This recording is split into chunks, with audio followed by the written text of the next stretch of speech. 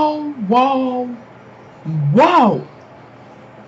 It's only going to get more insane. Sarah Paulson, I love you. American Horror Story. Neighbors from Hell.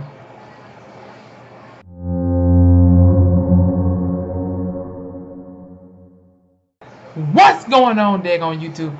How are you all doing? It's just Tay. Happy Tuesday night. Well, I don't want to say all that. It is Tuesday night, and we are back for another review for American Horror Story Season 7, Cult. Episode 3, Neighbors from Hell. This episode was crazy. Alright? So, let's get on into it. So, we start this episode off with a new couple. Now, I forgot what their names were. They didn't really, I didn't really remember. I think the guy's name was Mark, but anyway, this girl, she was talking about how, she woke up and, they was, at first they were trying to get all freaky and whatnot, trying to get all intimate and everything, and she was just trying to fantasize and stuff, and next thing you know, she wakes up in like a ground or a coffin or something, or a box, and, she's just screaming out, and then she wakes up naked in a picnic blanket, and her man is all up on her naked and everything, booty cheeks out and all that. It was crazy. Like, I don't know what that was about, but anyway, turns out she has the same therapist that Allie does, and she's claustrophobic, clearly. So basically, her and her husband, they were, I guess, thanking the therapist in a way for helping her overcome that phobia of, being afraid of tight spaces and things and such. Because it all started with her as a kid. Her dad locked her up in a coffin or some kind of cabinet or something. I'm like, what is your dad doing locking you up in a coffin, And that's how it all started, of course. So, of course, that was going to stay in her head, dealing with that kind of experience. And, yeah, and just when you thought everything was gonna go fine, but not with American Horror Story, honey. No.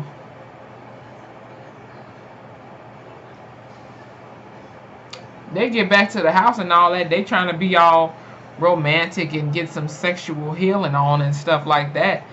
And the next thing you know, well, her husband goes upstairs to do something, and there was some kind of stumping noise or something, some kind of rumbling going on.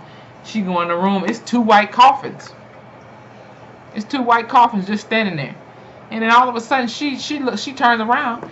It's the whole clown crew. The same clown crew that Allie has saw in the grocery store. The clown with the holy mask. With all the clown with the holes in the mask. The other little ghost girl with the ugly mask. The girl with the hands on her forehead, looking like the jackal from 13 Ghosts and all. Everybody, the whole crew that Allie saw at the grocery store when she was having her little crazy premonition, I guess you could say.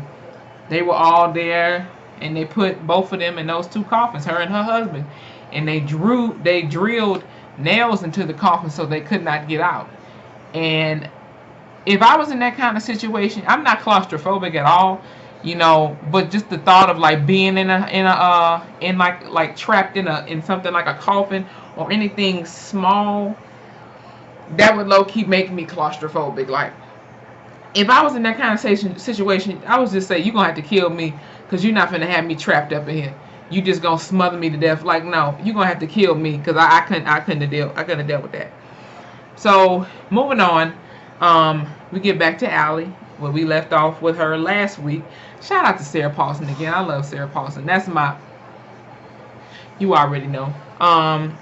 So they the police and all that, ambulance and everything, they come to get the body of Pedro, because, as you all saw last week, Pedro was shot dead in the head by Allie, because Allie was startled because all that crazy stuff that was going on in her house. It was that same clown with the holes in the mask that was in her bathroom and was standing right next to her when she checked the alarm thing or whatever, or the fuse box, and he was right there and blew the dang on candle out that she was holding. And it was just a sad thing because poor Pedro, he was just trying to do something, do a favor that Ivy told him to do and bring her that stuff over there. On account of Ivy didn't go over there herself, but most likely if Ivy would have went over there, she most likely would have got hurt, if not the same ending that Pedro had to face in the end. But yeah,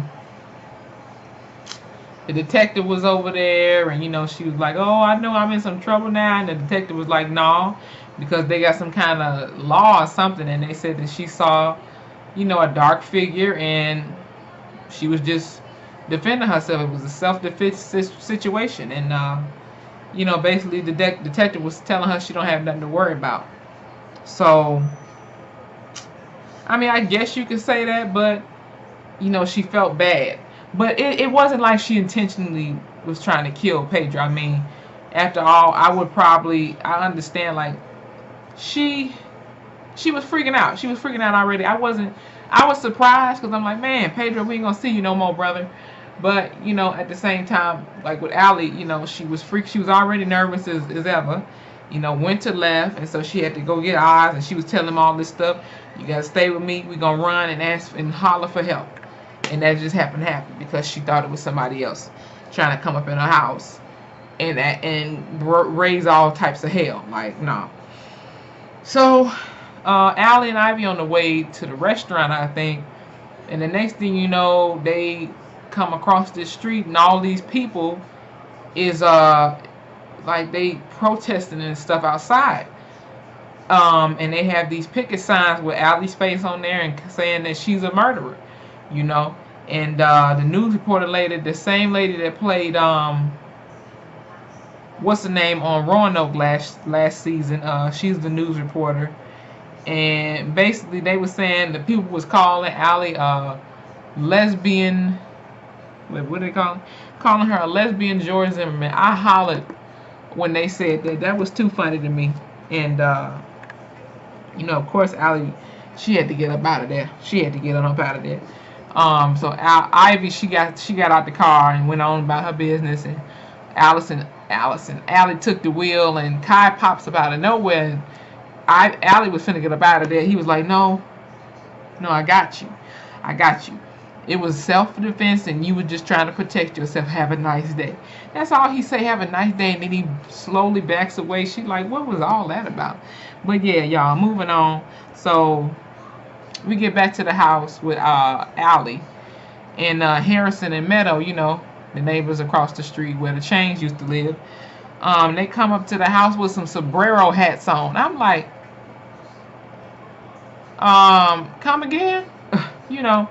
So, basically they was saying, like, they was basically bringing up the whole thing about, oh, you were using your white privilege as a way to throw what you did to Pedro under the rug and everything, and saying, oh, you what was her name? Meadow. She was like, oh, you're a racist, and you saw a pretty brown figure or a brown face, and you quickly thought home invader. No, that's not what happened.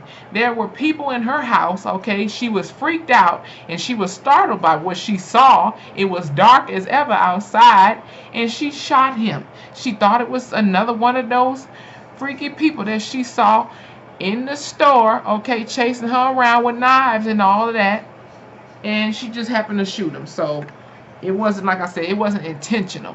We clearly saw that. But yeah, so she was like, I ain't got time for this. She closed the door and moved on about her way.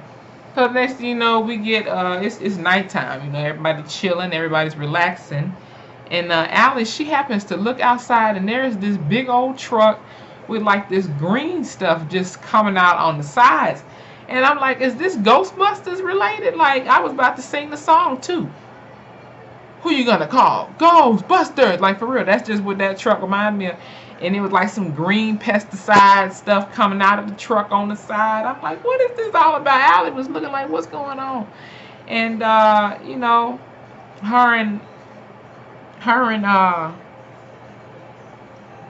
Her and what's going on here?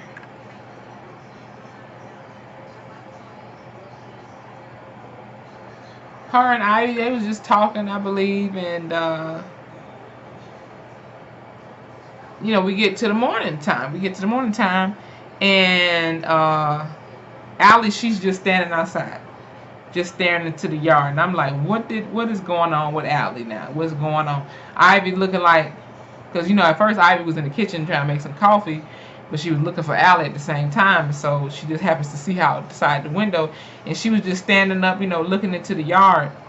And she was just giving me Paranormal Activity 1 tease, you know.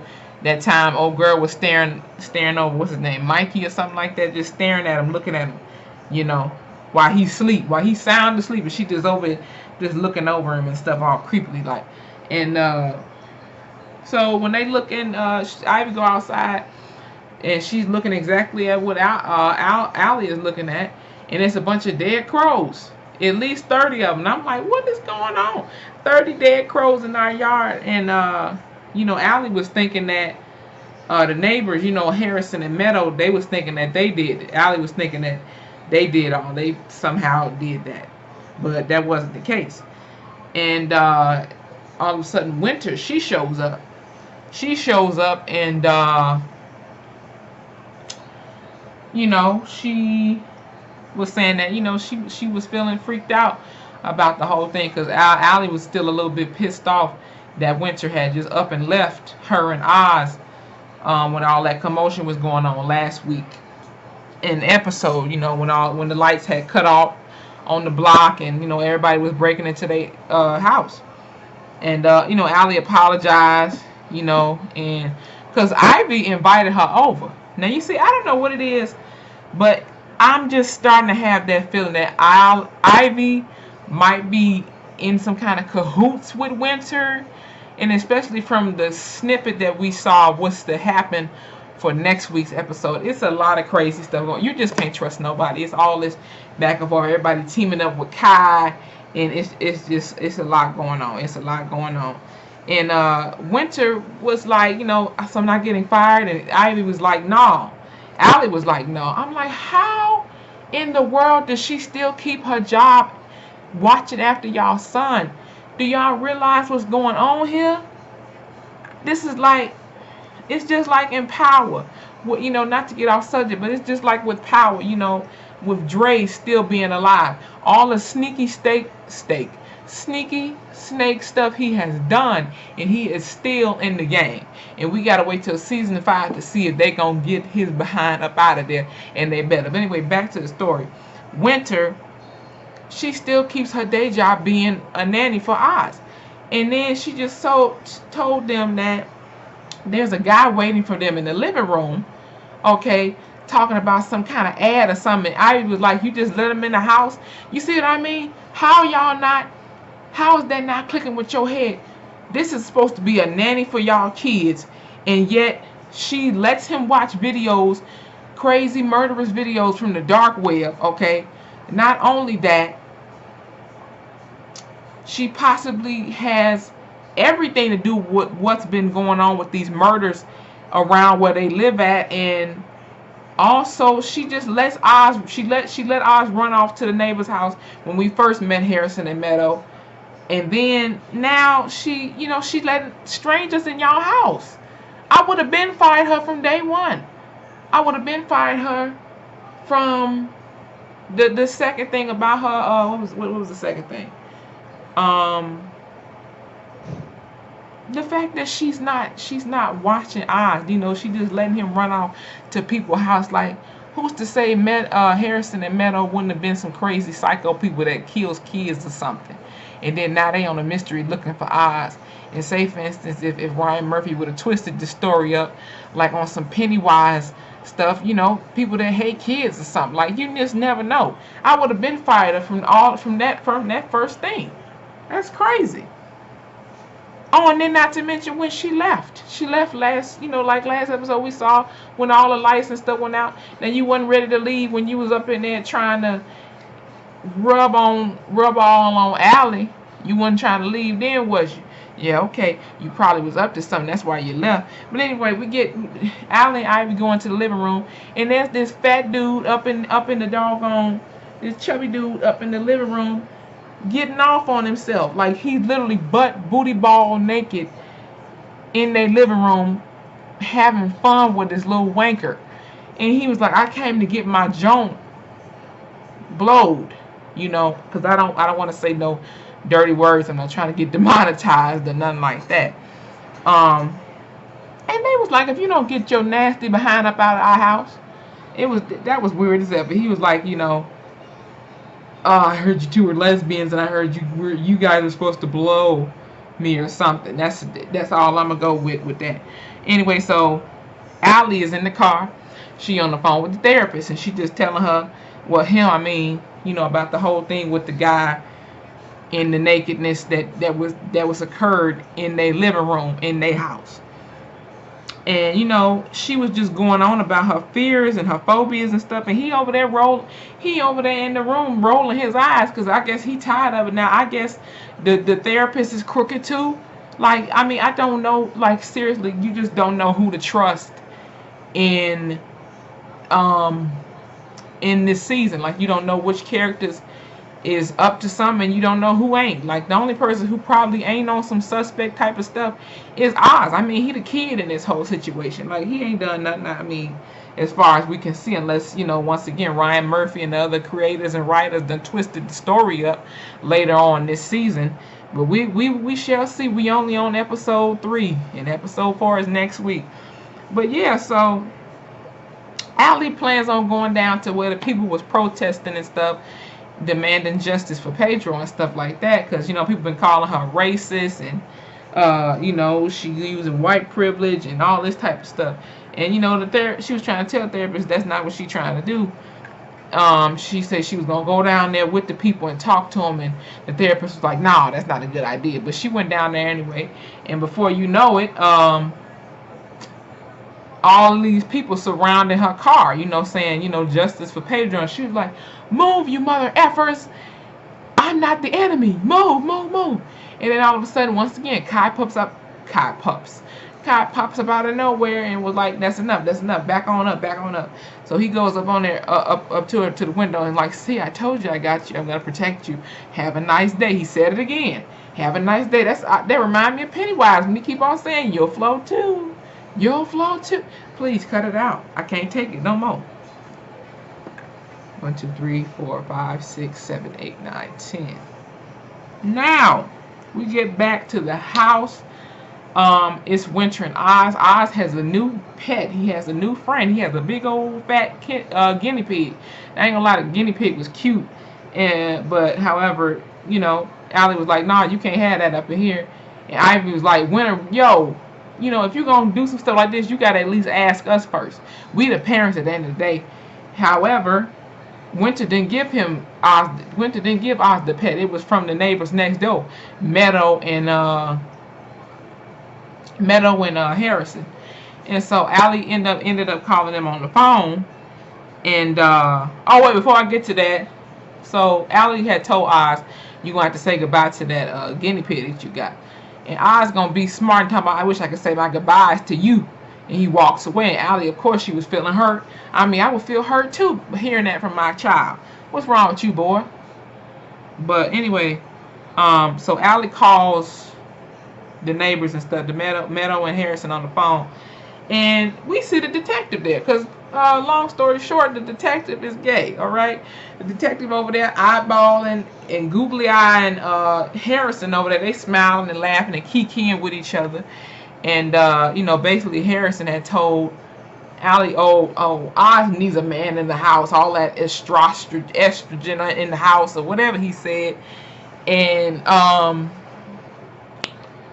what's her name? Meadow had said, "You're a horrible racist," and hung up in her face on the phone. That was too funny to me. I put that on my Instagram. And Allie was like, "This biatch hung up on me." It was funny as ever. Funny as ever. Hold on, I'm doing a video. What else happened after that? So Allie, she sees that same Ghostbusters truck outside again. spraying that mess out in the street. And so she just happens to go outside, okay? She goes outside, all right, and she almost gets hit by that truck saying her little "I'm an American U.S. citizen" speech in front of this big old truck that was bound to hit her. So she moved out the way real quick. She moved out the way before anything could get bad. Moving on to the next scene. So it's Meadow and Kai, and they playing that thumb game again. And so basically Kai asked her what was she afraid of, and here she go talking about the Real Housewives. One of the Real Housewives from, I think, New York got a drinking problem. Kai smacked the howlement out of her. That was funny as ever. He was like, "You better be serious with me. I ain't got no time for this. What are you really afraid of?" And basically she was saying she felt she was afraid that she was gonna die alone, that she wasn't gonna get penetrated by a man again, and that she was losing her best friend, which is Harrison, and all that type of stuff. So Kai basically told her, "You feel like you don't matter? You feel like you're nothing in this world? First of all, stop saying sorry, because you are irritating as ever with saying that all the time." He said if he was Harrison, he would leave. He would get ready to leave her too, because she's irritating. The way he said that, it was just funny. And basically, he told her at the end of it all, if you want to matter, then make people, let it be known that you do matter. Let it be known. Prove the world wrong, or whatever he was saying. So Allie, Ivy, and Oz, they trying to have this little family night and everything, and eating ice cream and all that, being all cute. It was a little cute moment, but it wasn't too much from that scene, except that Allie told Oz that he could keep the guinea pig. However, when we got home, there was that same smiley face on their front door, on their little security door, that was in the house when the Changs got murdered. And I'm like, oh Lord. And Oz, he goes in the house to see what was going on. So it turns out Allie and Ivy go and run the house. The guinea pig is in the microwave and explodes like a big old balloon, child. I'm like, oh my God, that poor guinea pig. He ain't even lasted a whole episode, and he just got blown to pieces. So Allie, she's still thinking that it's Harrison and Meadow that did this. She goes up into their house, and she clocks the dog mess out of Harrison while he got that doggone beekeeping costume on, or at least the mask or hat part, or whatever you call it. And Meadow was like, "How dare you?" And that's assault, and that is. And basically Allie was like, "Look, how you gonna get my son a pet and then have it blown up in a microwave? Don't you come over here assaulting my family because you done lost your mind doing that crap. Have you lost your mind? And if you come to my house again, you gonna be dead. All of y'all, both of y'all, you're gonna be dead if you come messing with my family and my doggone bread. You better stop it right now."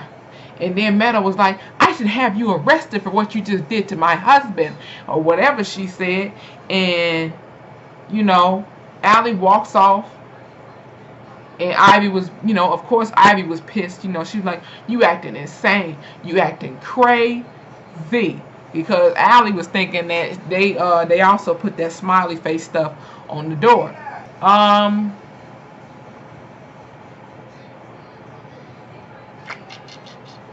What was I gonna say? Oh yeah.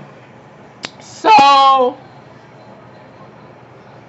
Ivy was like, "Look, you acting crazy, and now it's affecting Oz, and I ain't finna have that up in here."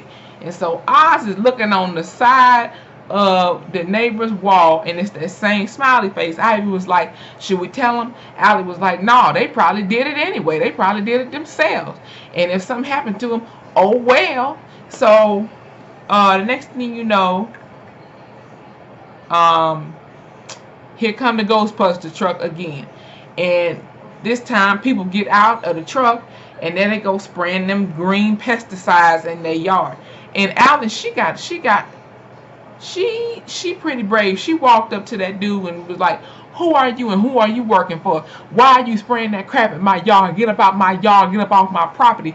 He takes the little mask protector off from the pesticide stuff getting up in his face, I guess. And he got a mask on that's similar to the smiley face that was painted on the walls when the Chains got murdered on the side of that house, the same house where the Chains used to be at. But now Harrison and Meadow was there, and then on Allie and Ivy's security door. And she just looks at him and like she gets all faded out and passes out in the grass while they still spraying that green pesticides mess up in there. And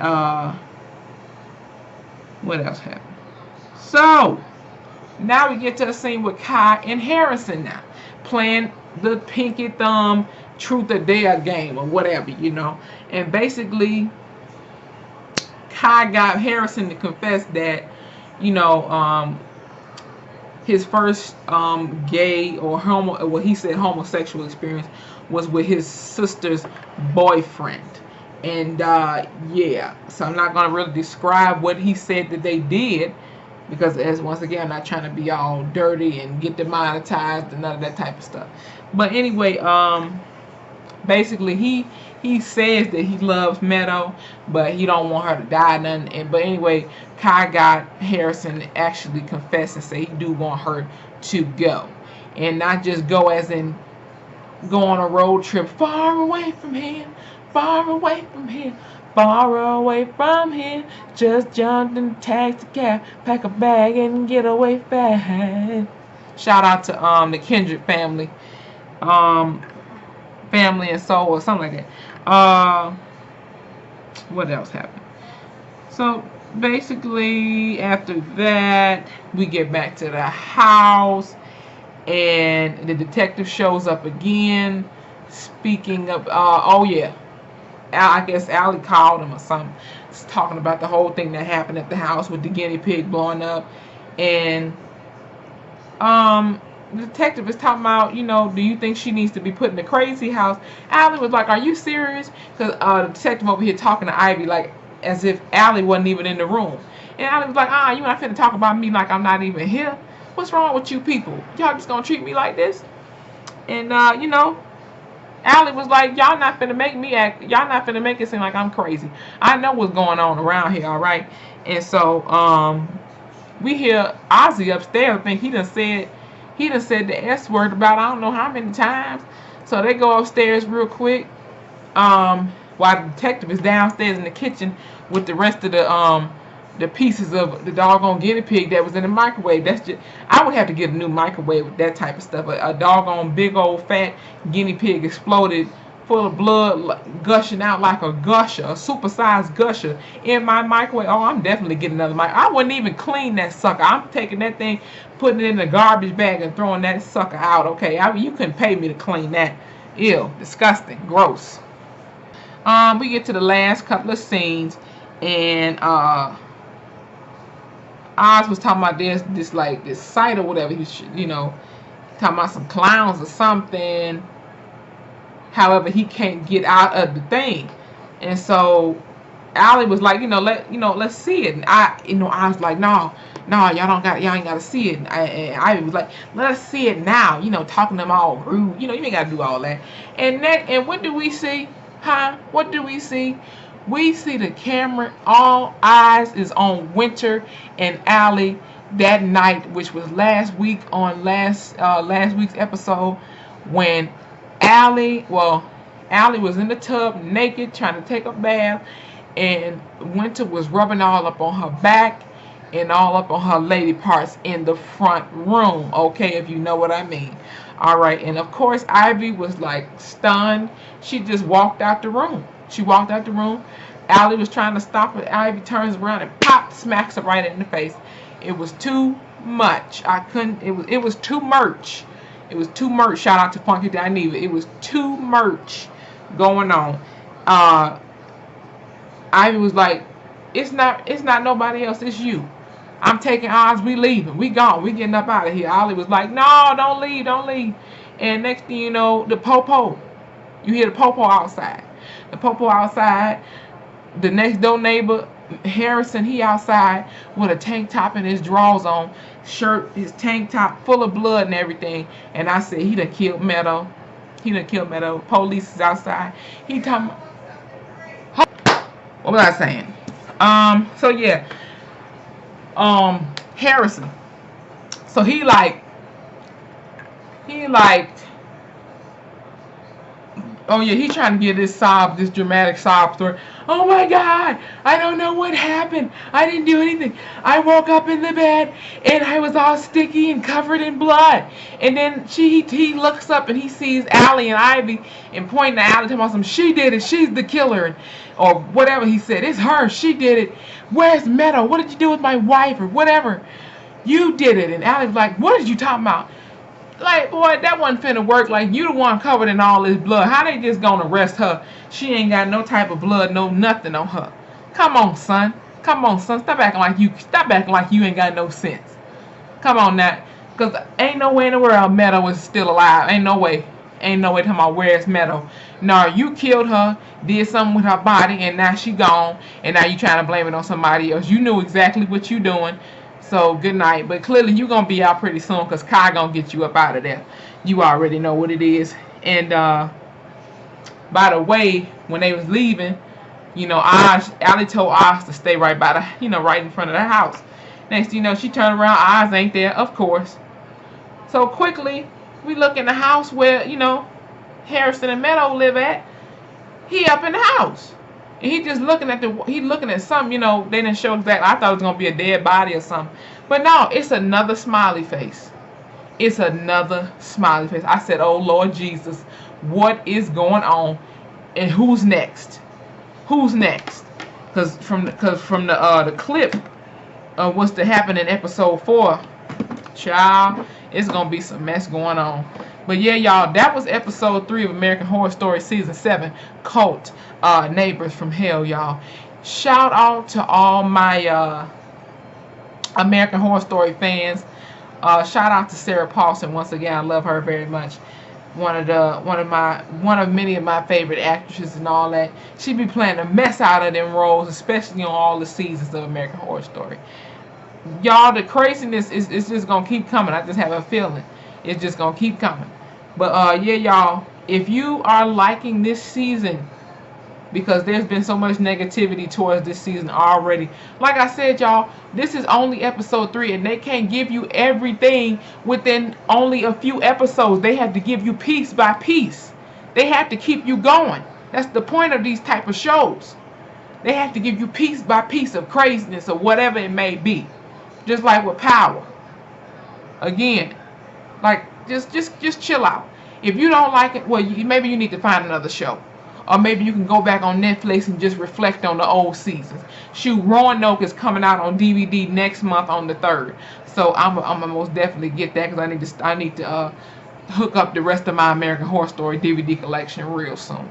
But yeah, you guys, this was my review for American Horror Story, 3rd episode in. I can't wait for episode 4 next week. Woo! I cannot wait. I can't wait at all.